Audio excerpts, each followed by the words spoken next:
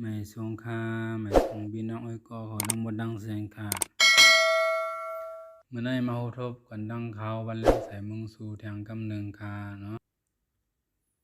ลอกไล่ดังกลุ่มดังซุ่มเนื้อเพชรพกนะครับง่ายๆก็ค่ะเนาะสำหรับเข้ามาเย้านะอย่าเบลืมกดไลค์กดแชร์กดติดตามบันพองค่ะเย้าก็ใครฝากว่าคลิปอันคาเฮาเฮ็ดคาเฮาสอนให้เฮ็ดในตอนดาก้นเสื้อไปหูใบหมอก้อยค่ะเนาะสังหูหมอเย้าในคำบนกันอยู่ค่ะเพราะนั้นเข้ามาได้เพียนด้วยซ้ำเหมือนกันเนาะเข้ามาได้เพชรปกนะเข้ามาได้เพชรปกเฮ้ยเจ้าก็เข้ามาได้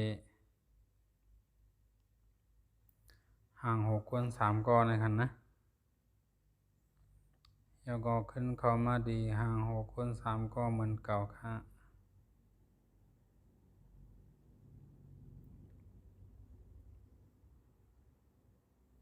ประมาณนั้นก็เข้ามาดีอันว่า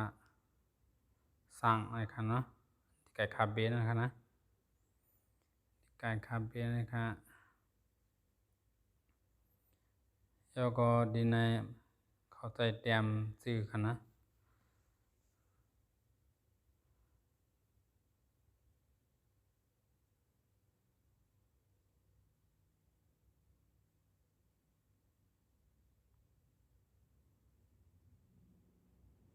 คาเดเสว่าจุ่ม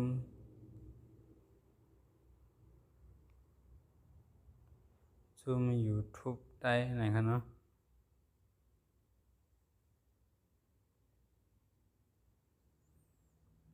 ล็อกได้ในเขาได้ใส่มันจะว่า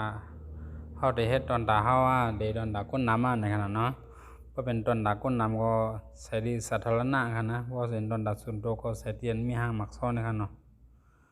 ย้อนเฮาได้เฮ็ดตาก้นน้ำในใส่ที่สาธารณะในขนาดส่วนสังวันเรียกใส่ดีนะเจ้าก็ใส่เรียบร้อยค่ะอย่างดีเรียบร้อยค่ะนะ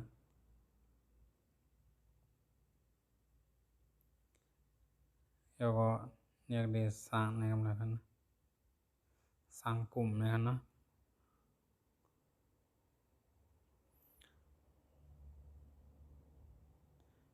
ที่ไหนก็ถัดไปครับนะ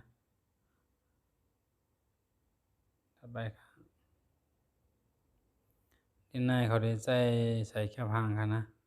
ข้าเดียวแคบหางเขาใส่ไว้ในใส่ก่อนเนาะแล้วเขาเคยเลือกแคบอะไรก็เลือกใส่ครับแล้วก็เรียกดีถัดไปครับ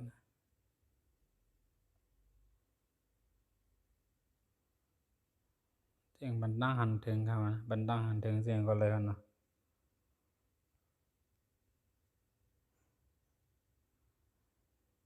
จุ่ม YouTube ได้นะครับเดี๋ยววันนี้ครับเนาะ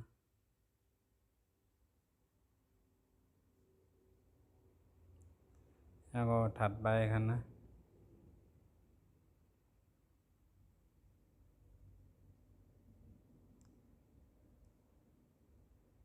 ในก็มันเตรียมบันดังหันถึงอันเทปมันเทพดลงนะครับเนาะเตรียมมาจุ่มในเป็นจุ่มYouTube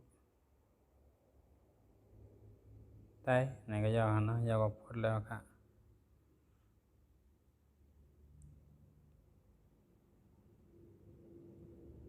แล้วก็เรียกดีเรียบร้อยนะครับเนาะมาจนก็ยาวครับนะฮัลโหลเพิ่มเฮาใครใส่เพิ่มแคบหางมันจังคือเฮาใครใส่แคบหางมันจังคือเฮาได้ห้องไผเข้าละลายก็เราเฮ็ดต่อมาจัดการทางก้อยเฮาอย่างนะบ่จังได๋ก็เรียบร้อยแล้วค่ะ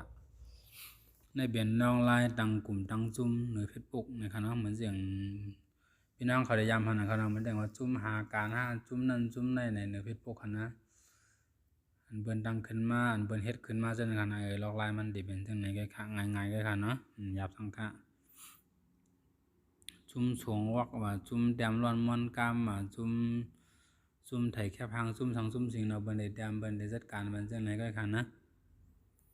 อันเมื่อว่าค่าเหตุการณ์นั้นเป็นเพจค่ะเนาะเพจนั้นมันเป็นเพจขายของ ดอนดาบ้ายมังมีคั่นนะในก็เฮ็ดดอนดาบ้ายมังมีก็แล้วครับมันจังว่าเฮาไปเฮ็ดตลาดออนไลน์เนี่ยจังนั้นคั่นนะตลาดค้าขายออนไลน์จังนั้นก็บ่ได้ตั้งทุนจังได๋ขึ้นมาเหมือนกันคั่นนะลอกลายมันง่ายๆคั่นเนาะสังว่าด้วยยาวเนี่ยอย่าไปลืมกดไลค์กดแชร์บันพองครับ